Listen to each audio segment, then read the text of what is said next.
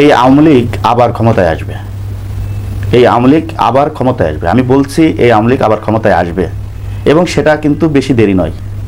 এখন বাংলাদেশের প্রেক্ষাপটে যেই অবস্থা আমরা দেখতেছি, এতে করে কিন্তু বোঝাই যাচ্ছে যে অতি দ্রুতই এই আওয়ামী লীগ ক্ষমতায় আসতেছে। কিভাবে আসতেছে আপনাদেরকে কিছু ব্যাখ্যা বিশ্লেষণ করলে আপনারা বুঝতে পারবেন।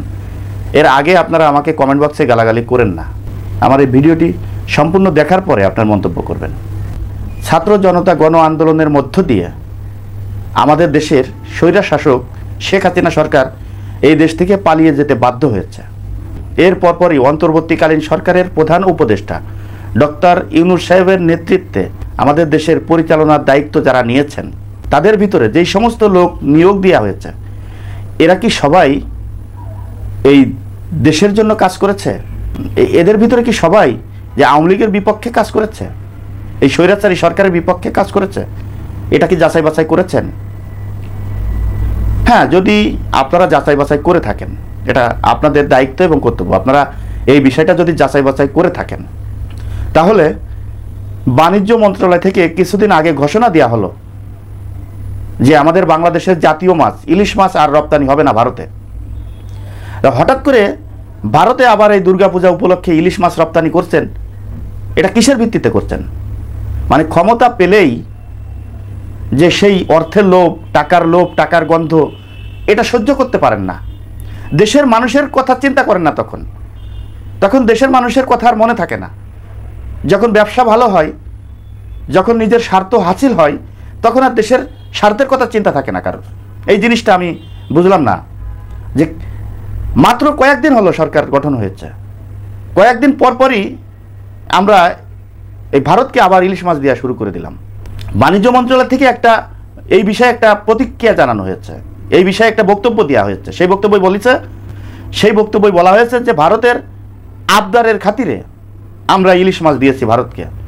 তো ভারত যেভাবে আবদার করবে সেভাবে যদি আপনারা চলেন, সেভাবে যদি আপনারা কথা বলেন, তাদের আবদার যদি আপনাদেরকে মানতে হয়, তাহলে আপনারা কিসের ভিত্তিতে আপনারা সরকার পরিচালিত করছেন এটা আমার বুঝে আসে না।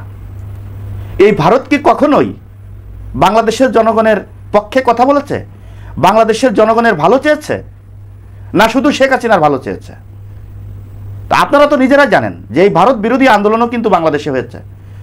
বাংলাদেশের জনগণ ভারতের বিপক্ষে কথা বলেছে, ভারতের বিপক্ষে আন্দোলন করেছে। সেই বাংলাদেশের জনগণকে আপনি কোনো পাত্তা না দিয়ে আপনি ভারতের আবদার মেনে নিলেন। তা 2 দিন পরে তো ভারত বলবে যে শেখ হাসিনাকে আবার ক্ষমতায় বসাবো। তখন কি করবেন আপনারা? ভারতের এই আবদারগুলো তো আপনারা একটা একটা করে মানতে এই শেখ হাসিনা সরকারকে ক্ষমতায় বসানোর আবার একটি পায়তারা চলছে বলে আমার কাছে মনে হয়। আমার কথা হয়তো বা উপদেষ্টা যারা রয়েছে তাদের খারাপ লাগতে পারে, কিন্তু এই বিষয়টা আপনারা একটু বিবেচনা করে একটু দেখবেন। আমি একটা জিনিস বলতে চাই, আমি যে বললাম টাকার গন্ধ পেয়েছেন, আপনার নিজের স্বার্থ দেখেছেন, তখন দেশের মানুষের কথা ভুলে গিয়েছেন, দেশের মানুষের স্বার্থের কথা ভুলে গিয়েছেন।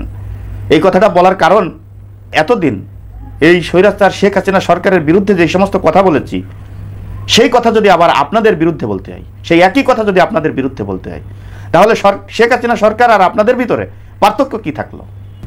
আমি মনে করি যে আমাদের দেশের প্রধান 2, 4, 5 জন উপদেষ্টা ছাড়া বেশিরভাগ উপদেষ্টারাই আমার কাছে মনে হয় যে দেশের স্বার্থে কাজ করবে বলে আমার কাছে মনে হয় না।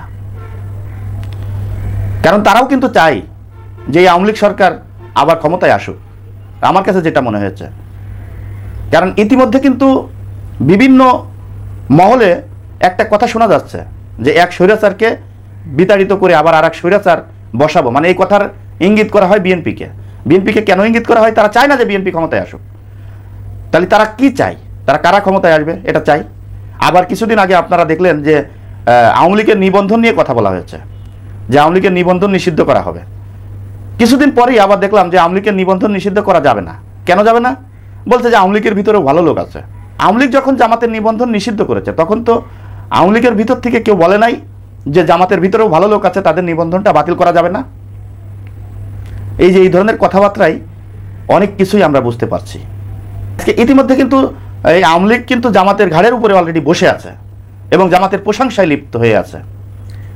আমি এই সরকারকে বলবো, এই প্রধান উপদেষ্টা ডক্টর ইউনূস সাহেবকে বলবো যে এই মুহূর্তে আপনাদের উপদেষ্টা যারা রয়েছে এই দেশের প্রত্যেকটা উপদেষ্টার আর্থিক এবং ব্যাংক হিসাব এবং তাদের সম্পদের হিসাব রেখে আপনারা নোট করে রাখুন যে এই সরকার যখন একটি নির্বাচন দিবে, নির্বাচনের পরবর্তী সময় যে এই উপদেষ্টাদের কতটুক সম্পদ বাড়ল এই বিষয়টা কিন্তু লক্ষ্য রাখবেন।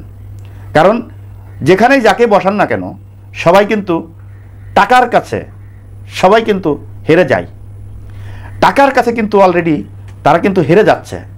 এই ভারতে ইলিশ পাঠানো দেখেই কিন্তু আমরা অনেক কিছু বুঝতে পারছি। টাকার কাছে যদি হেরে যায় তাহলে এদের ভিতরেও কিন্তু দুর্নীতির একটি গন্ধ কিন্তু পাওয়া যাচ্ছে। তা অতএব এই দুর্নীতি যেন কেউ না করতে পারে সেই দিকে লক্ষ্য রেখে তাদের ব্যাংক হিসাব এবং সম্পদের হিসাব পাই টু পাই হিসাব করে তারা যখন ক্ষমতাতে চলে যাবে তখন তাদের হিসাব মিলিয়ে দেখবেন যে এরা দুর্নীতি করেছে কিনা। এটা যদি করতে পারেন তাহলে এরা দুর্নীতি করার আর সাহস পাবে না। এখন শেখ হাসিনা সরকার দুর্নীতি করে গেছে, আবার যদি এখন নতুন করে যারা উপদেষ্টা রয়েছে তারা যদি আবার দুর্নীতি করে তাহলে দেশের মানুষের কথা কে চিন্তা করবে?